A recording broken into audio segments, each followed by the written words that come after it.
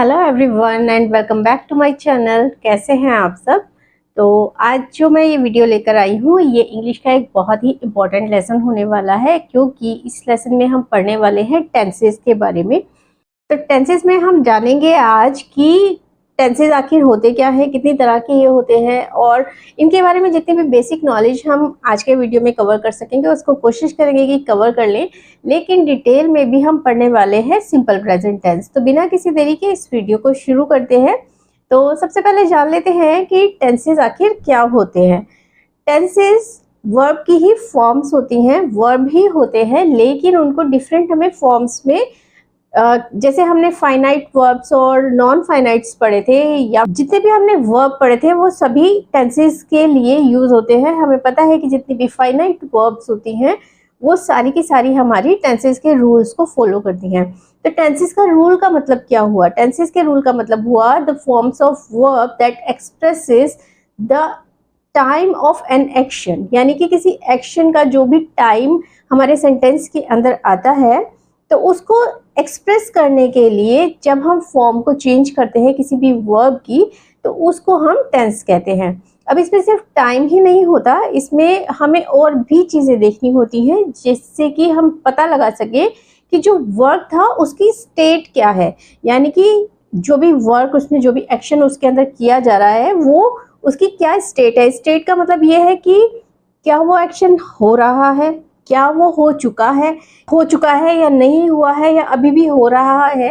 तो इन कैटेगरीज के अकॉर्डिंग हम इसको अलग अलग भागों में बांट लेते हैं।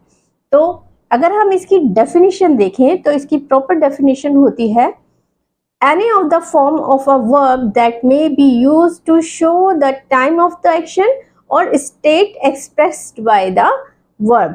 तो जब भी किसी फॉर्म से हमें ये पता चलता है, वर्ब की फॉर्म से हमें ये पता चलता है कि वो एक्शन किस समय में हुआ था और उसकी अभी क्या स्टेट है। जैसे कि अगर कोई काम पास्ट में हुआ था तो वो अभी भी हो रहा है, कंटिन्यूएशन में है, या फिर वो हो चुका है यानी कि वो परफेक्ट है, या फिर इंडेफिनेट है कि हमें पता ही नहीं है कि वो कंटिन्यू है या फिर परफेक्ट हो चुका है। तो जो इस तरीके के हमारे रूल्स होते हैं उसके बारे में जो हमें इंफॉर्मेशन देते हैं वो सब हमारा काम टेंसेस करते हैं। अब टेंसेस जो होते हैं बेसिकली तीन तरीके के होते हैं। एक होता है पास्ट टेंस, दूसरा होता है प्रेजेंट टेंस और तीसरा होता है फ्यूचर टेंस। पास्ट टेंस यानी कि वो समय जो कि बीत चुका है, यानी कि वो गुजर चुका है, जा चुका है, समय हमारा बीत चुका है, उसको हम पास्ट टेंस कहेंगे। उसके अलावा प्रेजेंट टेंस का मतलब होता है वर्तमान काल, यानी कि जो अभी चल रहा है, इसी वक्त हम उसको जी रहे हैं। और फ्यूचर टेंस यानी कि जो अभी आगे आने वाला है, भविष्य काल, तो जिसको कि हम आगे देखेंगे उस समय को हम फ्यूचर टेंस कहते हैं। तो इस तरीके से हम इसको तीन हिस्सों में बांट सकते हैं, लेकिन इसके अंदर हमारी जो वर्क की स्टेट है उसको हम हर ये जो जितने भी हमारे तीनों टेंस हैं तीनों में हम चार हिस्सों में बांट सकते हैं। तो सबसे पहला होता है इंडेफिनिट। इंडेफिनिट का मतलब होता है कि हमें ये पक्का नहीं पता है कि वो कार्य खत्म हो गया है या फिर अभी भी चल रहा है, हम उसको एक जनरल स्टेटमेंट की तरह से देखते हैं। सेकंड होता है हमारा कंटिन्यूअस। कंटिन्यूअस यानी इसका मतलब ये होता है कि कंटिन्यू का मतलब लगातार चलने वाला। तो जो काम शुरू हो चुका है और अभी चल रहा है वो सारे आएंगे हमारे कंटिन्यूअस में। उसके बाद आता है परफेक्ट, यानी कि जो काम हो चुका है, मतलब शुरू हुआ था और अभी पूरा खत्म कर चुके हैं हम, तो इसलिए हम उसको कहेंगे परफेक्ट। उसके बाद जो हमारा आखिरी आता है इसमें वो है परफेक्ट कंटिन्यूअस टेंस। जब हम इसको डिटेल में समझेंगे तो हम उसको डिस्कस करेंगे। तो ये भी बहुत, अगर हमें ऊपर के तीन अच्छे से आ जाते हैं, इंडेफिनेट, कंटिन्यू और परफेक्ट, तो हम इस वाले टेंस को भी बहुत अच्छी तरीके से कर पाएंगे। तो जब भी हम टेंसेस के सेंटेंसेस देखते हैं तो उसमें हमें हेल्पिंग वर्ब्स और मेन वर्ब्स दोनों ही मिल जाती हैं। तो जब भी हम प्रेजेंट टेंस की बात करेंगे तो वहां पर हमें हेल्पिंग वर्ब्स देखने के लिए मिलेंगी डू या डज, इज, एम, आर या फिर हैज, हैव। तो ये हमारी हेल्पिंग वर्ब प्रेजेंट टेंस का काम करेंगी। इसी तरीके से जब हम पास्ट टेंस की बात करेंगे तो हमारा डू डज जो होता है वो बन जाएगा डिड, इज, एम, आर बन जाएगा वॉज, वर, और हैज, हैव जो है हमारे वो बन जाते हैं हैड। जब हम बात करते हैं फ्यूचर टेंस की, तो फ्यूचर टेंस में हमारी जो हेल्पिंग वर्ब्स होती हैं वो होती हैं विल और शैल। अब विल और शैल तो इसमें होगा ही, उसके अकॉर्डिंग हमारा कहीं पर बी लग जाएगा और कहीं पर हैव लग जाएगा, हैज लग जाएगा, इस तरीके से। तो जब हम फ्यूचर टेंस की बात करेंगे तो उसको भी हम पूरा अच्छे से समझ लेंगे। तो सबसे पहले आता है सिंपल प्रेजेंट टेंस। तो आज हम इसी को डिटेल में पढ़ने वाले हैं। तो सिंपल प्रेजेंट टेंस से रिलेटेड जितनी भी चीजें हैं हम इसमें कवर करेंगे। सबसे पहले सिंपल प्रेजेंट टेंस का मतलब होता है वो टेंस जिसको कि हम अपने जो हमारी हैबिट्स होती हैं वो बताने के लिए यूज करते हैं, या फिर कोई साइंटिफिक फैक्ट हो, या फिर कोई यूनिवर्सल ट्रुथ हो, या इंपेरेटिव सेंटेंसेस जो होते हैं, हम पहले सेंटेंसेस पढ़ चुके हैं सेंटेंसेस कितने तरीके के होते हैं, उसमें जो इंपेरेटिव सेंटेंसेस होते हैं उसके अंदर भी हम सिंपल प्रेजेंट टेंस का ही यूज करते हैं। तो हम इनको डिस्कस कर लेते हैं। सबसे पहले बात कर लेते हैं हैबिचुअल एक्शन की। अब हैबिचुअल एक्शन यानी कि वो एक्शंस हमारे जिसमें कि हम अपनी आदतों के बारे में बात करते हैं, यानी कि वो चीजें जो कि हम डेली लगभग करते ही हैं, हमें आदत है उस चीज की। तो उन सारी चीजों को जब भी हम एक्सप्रेस करते हैं तब हम सिंपल प्रेजेंट टेंस में ही उनको एक्सप्रेस करते हैं। इसको एग्जांपल से देख लेते हैं, जैसे कि we go to school daily, हम स्कूल रोज जाते हैं। Johnny eats bread and butter, अब जॉनी ब्रेड एंड बटर खाता है, उसको आदत है इसलिए वो ये खाता है। Smita reads the newspaper, Smita रोज न्यूज़पेपर पढ़ती है। Smita reads the newspaper every day. तो यहाँ पर हमने जितने भी एक्शन पढ़े ये सभी हैबिट को शो करने वाले जितने भी सेंटेंसेस थे ये हैबिट को शो कर रहे थे। तो यानी जहाँ भी हमारी हैबिट की बात होगी वहां पर हम सिंपल प्रेजेंट टेंस का यूज करेंगे। उसके अलावा जितने भी यूनिवर्सल ट्रुथ होंगे, जनरल स्टेटमेंट्स होंगे, या फिर साइंटिफिक फैक्ट्स होंगे, उन सभी के लिए भी हम सिंपल प्रेजेंट टेंस का यूज करते हैं। जैसे कि the sun rises in the east, अब ये यूनिवर्सल ट्रूथ है, पूरी दुनिया में सूरज जो है पूर्व दिशा से ही उदय होता है।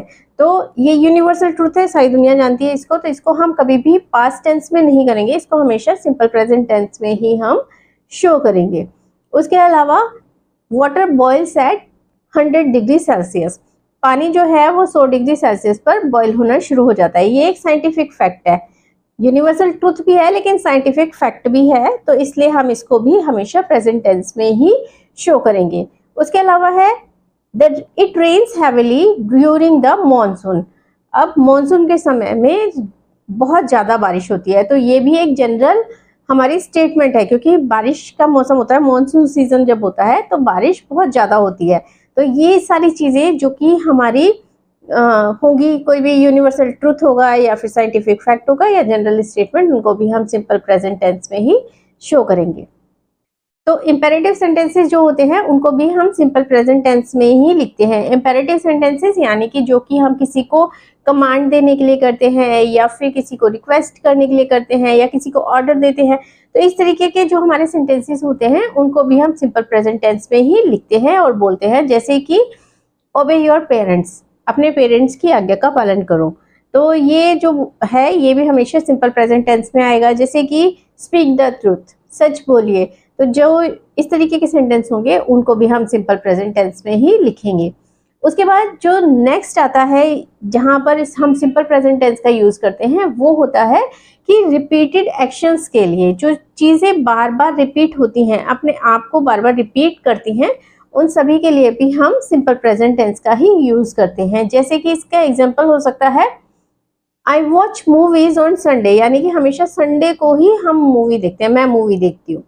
The garbage van comes after every 2 day, हर 2 दिन के बाद कूड़ा उठाने वाली गाड़ी जो है वो आती है। तो जो इस तरीके की चीजें होती हैं जो कि बार बार आती हैं, रिपीटेड एक्शन होते हैं, उनको भी हम सिंपल प्रेजेंट टेंस से ही शो करते हैं। उसके अलावा जब भी हम किसी को कोई डायरेक्शंस देते हैं या फिर कोई इंस्ट्रक्शंस देते हैं तब भी हम सिंपल प्रेजेंट टेंस का ही यूज करते हैं। जैसे कि हो सकता है open your books and turn to page 30, अपनी बुक्स खोलिए और पेज नंबर 30 उसमें खोल दीजिए।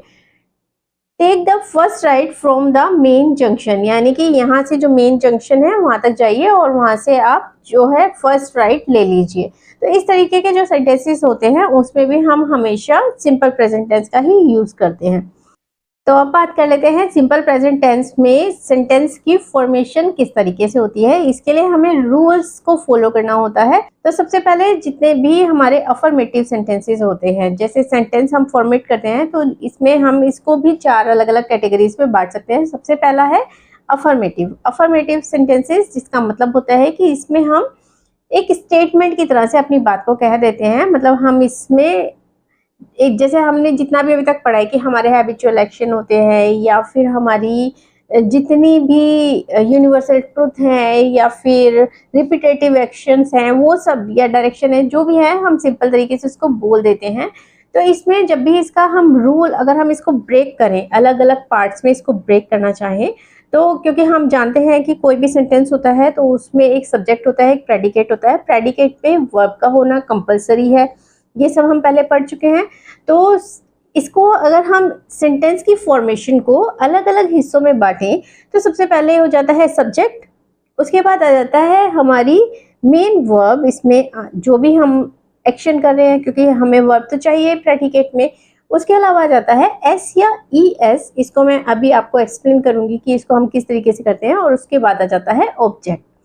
तो जब भी हम अफर्मेटिव सेंटेंसेस लिखते हैं सिंपल प्रेजेंट टेंस में, तो फिर हमारा सबसे पहले तो सब्जेक्ट आ जाता है, और उसके बाद जो ये हमारी मेन वर्ब होती है, इसके साथ जो हमने एस या ई एस लिखा है, वो डिसाइड करता है हमारा सब्जेक्ट। तो ये कैसे डिसाइड करता है कि मेन वर्ब जो है उसके साथ एस या ई एस लगेगा या नहीं लगेगा, वो हमारा इस बात पे डिपेंड करता है कि हमारा सब्जेक्ट जो है वो क्या कोई थर्ड पर्सन है। अगर वो कोई थर्ड पर्सन है, थर्ड पर्सन जैसे कि ही, शी, दे, ये तीनों हमारे थर्ड पर्सन होते हैं, यानी कि उनके, जिनके बारे में हम बात कर रहे होते हैं। मतलब कि ना तो बोलने वाला होगा वो, और ना ही सुनने वाला, जबकि वो तीसरा कोई इंसान होगा।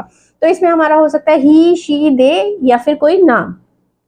तो अगर जो ये हमारा थर्ड पर्सन है वो सिंगुलर होगा, जैसे कि सिंगुलर में कौन हो सकता है, ही हो सकता है, और शी हो सकता है, और या फिर कोई एक नाम हो सकता है।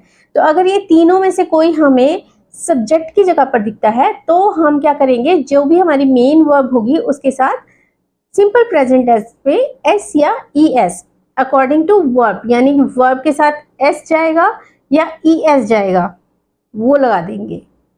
जैसे कि अब रन है, तो रन के साथ हम ई एस नहीं लगाते, एस लगाते हैं। लेकिन अगर कैच है तो उसके साथ हम ई एस लगाते हैं। तो वर्ब के अकॉर्डिंग हमें ये छांटना है कि एस आएगा या ई एस आएगा, लेकिन हमें सब्जेक्ट के अकॉर्डिंग छांटना है कि हमें वर्ब के साथ ये लगाना भी है कि नहीं लगाना है। तो अगर हमारी वर्ब में कोई थर्ड पर्सन, हमारे सेंटेंस में सब्जेक्ट में कोई थर्ड पर्सन है जो कि सिंगल है, तो हम उसके साथ एस या ई एस, मतलब उसको हेल्प करने के लिए एस या ई एस दे देंगे। तो इस तरीके से इसको हम सेंटेंस की फॉर्मेशन करते हैं, subject plus main verb plus S या ई एस प्लस ऑब्जेक्ट। तो ये इसका रूल होता है, इसकी फॉर्मेशन का एक स्ट्रक्चर होता है। तो इसको एग्जांपल से देख लेते हैं। जैसे कि एग्जांपल हो सकता है इसका, अच्छा, इसकी एक और चीज़ है कि जब भी हमारा जो ये सिंपल प्रेजेंट टेंस का अफर्मेटिव सेंटेंस होता है, या फिर सिंपल प्रेजेंट टेंस के कोई भी सेंटेंस होते हैं, तो उसकी ट्रांसलेट अगर आपको करने के लिए आता है, तो अगर आप हिंदी में कहीं पर भी ये देखते हैं कि उसमें सेंटेंस में ता है, ती है, ते है, इन तीनों में से कोई भी दिखता है, तो वो हमारा सिंपल प्रेजेंट टेंस का सेंटेंस हो जाता है। मतलब है आएगा, ता है, ती है, ते है, तो जहां पर ये आ जाएगा वो हमारा सिंपल प्रेजेंट टेंस का सेंटेंस होगा। जैसे कि वह रोज मंदिर जाती है, ती है, जाती है, तो यहाँ पर जो ती है आया, इससे पता चला हमें कि ये सिंपल प्रेजेंट टेंस का सेंटेंस है। और क्योंकि अगर हम इसको ट्रांसलेट करते हैं तो वह जाती है, तो यहाँ पर एक ही इंसान की बात हो रही है, तो यानी कि हमारा जो सब्जेक्ट है वो सिंगुलर हुआ। दूसरी चीज, शी आएगा, क्योंकि किसी लड़की के बारे में बात कर रहे हैं, तो यहाँ पे शी जो आया उससे हमें पता चलता है कि ये कोई थर्ड पर्सन की बात हो रही है। तो थर्ड पर्सन और सिंगुलर, तो इसलिए जाती है, तो जाने के साथ यानी कि गो के साथ हम ई एस लगा देंगे, क्योंकि गो के साथ एस नहीं लगता, ई एस लगता है, तो इसलिए हम यहाँ पर ई एस लगा देंगे। तो इसको अगर हम ट्रांसलेट करें तो बनता है she goes to temple every day, वो रोज मंदिर जाती है, she goes to temple every day. इसी तरीके से नेक्स्ट उस पे जाते हैं, तो वो होता है हमारा नेगेटिव सेंटेंस। अब नेगेटिव सेंटेंस, क्योंकि हम अभी जब पहले पढ़ रहे थे तो हमने देखा था कि हमने हेल्पिंग वर्ब के बारे में भी बात की थी। तो यहाँ पर हमारी सिंपल प्रेजेंट टेंस के लिए जो हेल्पिंग वर्ब वर्क करेगी वो है डू या फिर डज। इन दोनों में से हमें चूज करना होगा। तो इसको चूज करने का भी सिंपल वही हमारा तरीका है जो कि हमने अभी एस या ई एस के लिए रूल पढ़ा था। यानी कि हमारा जो सब्जेक्ट है वो सिंगुलर है और थर्ड पर्सन है तो हम डज लगाएंगे, अदरवाइज हम डू लगा देंगे। तो अब इसका क्या स्ट्रक्चर बनेगा, मतलब रूल के अकॉर्डिंग इसका क्या स्ट्रक्चर होना चाहिए। सबसे पहले आएगा सब्जेक्ट, फिर डू या डज में से कुछ एक चीज। अब क्योंकि हम नेगेटिव सेंटेंस बना रहे हैं तो इसलिए इसमें नॉट आना जरूरी है, तो डू डज के बाद नॉट, उसके बाद मेन वर्ब और फिर ऑब्जेक्ट। तो इस तरीके से इस सेंटेंस की फॉर्मेशन होगी। तो इसमें हम, जैसे हमने अभी एग्जांपल लिया था, वह रोज मंदिर जाती है, तो हम इसको कर लेते हैं वह रोज मंदिर नहीं जाती है। तो हम इसको किस तरीके से बना सकते हैं, अब क्योंकि शी है वो सिंगुलर ही है फिर यहाँ पर, तो इसमें आ जाएगा शी डज नॉट गो। अब हम गो के साथ एस या एस नहीं लगाएंगे क्योंकि हमने डू और डज में से पहले ही चूज कर लिया है कि वहां पर ई और एस या फिर एस उसमें से हम क्या ले रहे हैं, तो हमने डज ले लिया यहाँ पर, तो इसलिए अब हम यहाँ पर गो के साथ एस या ई एस नहीं लगाएंगे। अब हम सीधा बना देंगे she does not go to the temple every day.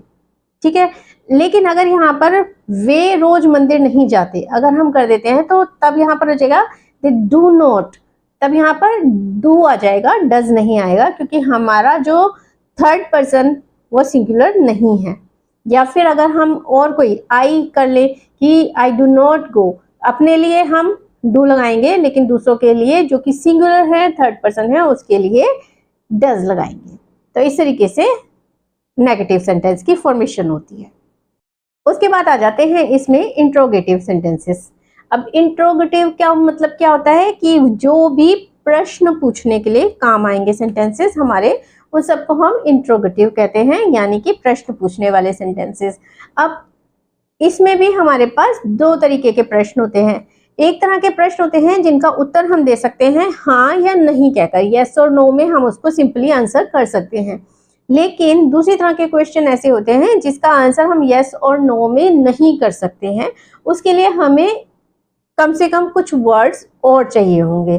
तो इसको समझ लेते हैं। जैसे कि मान लीजिए मैं ये कहती हूँ क्या आपने खाना खाया, तो आप इसको आंसर कर सकते हैं हाँ या नहीं कहकर। लेकिन अगर मैं ये कहती हूँ आपने खाने में क्या खाया, तो आप हाँ या नहीं तो नहीं कह सकते, उसका आंसर देने के लिए आपको कुछ बताना पड़ेगा, कुछ और वर्ड्स की जरूरत पड़ेगी। तो इस तरीके के जो सेंटेंसेस होते हैं इनका अलग अलग तरीके से फॉर्मेशन होती है, लेकिन उसमें बहुत ज्यादा डिफरेंस नहीं होता।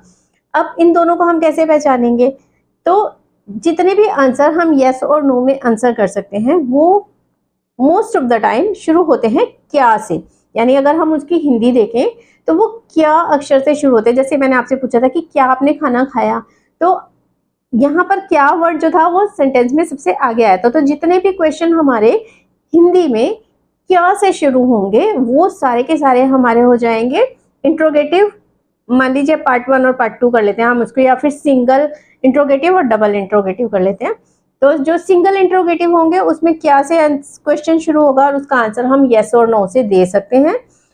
दूसरा सेंटेंस मैंने पूछा था आपने खाने में क्या खाया, तो यहाँ पर भी क्या था लेकिन वो सेंटेंस के बीच में था, शुरुआत में नहीं था।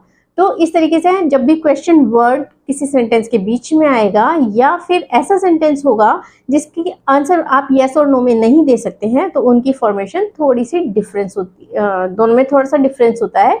तो सबसे पहले बात कर लेते हैं जो हमारा मेन इंट्रोगेटिव हमारा जहाँ से शुरुआत हुई थी, यानी क्या वाले प्रश्न।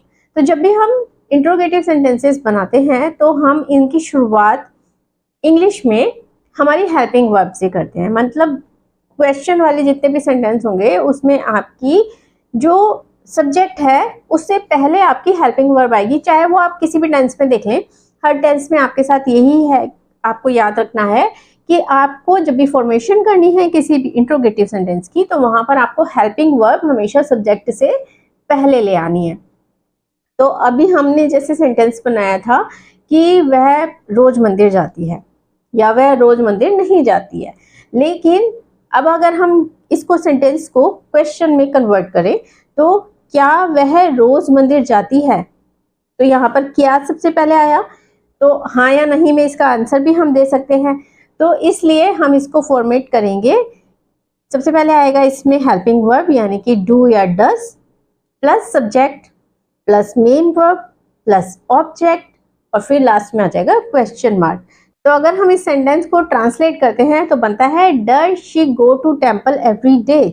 तो यहाँ पर इस तरीके से इसकी फॉर्मेशन हो जाएगी। अब आ जाते हैं हमारा जो डबल इंट्रोगेटिव था, तो उसके लिए हमें क्या करना पड़ेगा। मान लीजिए वह रोज मंदिर क्यों जाती है या वह रोज मंदिर कब जाती है। तो यहाँ पर हमें क्या करना है, सबसे पहले WH फैमिली के वर्ड्स जगह ले लेंगे, यानी कि WH फैमिली जो कि जितने भी हमारे क्वेश्चन आस्किंग वर्ड्स होते हैं उन सभी में WH से ही शुरुआत होती है, जैसे when, where, why, what, how. तो ये जितने भी होते हैं इसको हम WH फैमिली कहते हैं। तो सबसे पहले आ जाएगा ये हमारा WH फैमिली वर्ड, उसके बाद आ जाएगा डू डस, उसके बाद हमारा सब्जेक्ट, फिर मेन वर्ब और फिर उसके बाद ऑब्जेक्ट और क्वेश्चन मार्क। तो जैसे मान लीजिए हमारा सेंटेंस था वह रोज मंदिर कब जाती है, तो कब की इंग्लिश क्या होती है, व्हेन। तो when does she go to temple every day, वो हर रोज किस वक्त जाती है, ये बात बताने के लिए हम इस तरीके से सेंटेंस को फॉर्मेट कर सकते हैं। तो इस तरीके से हमारे जो सिंपल प्रेजेंट टेंस है उसकी फॉर्मेशन के जितने भी रूल्स हैं वो भी हमने डिस्कस कर लिए हैं।